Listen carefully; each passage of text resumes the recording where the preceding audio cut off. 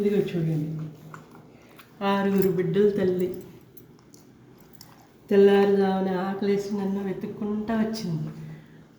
నేను అప్పుడే తనకన్నా ముందు నేను బిస్కెట్లు పెట్టడానికి బయలుదేరాను.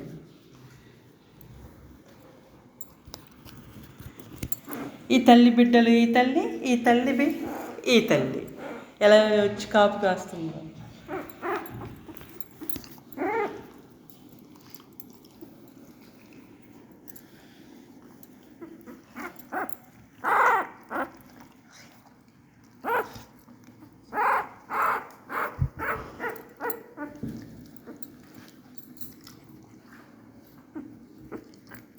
నీకే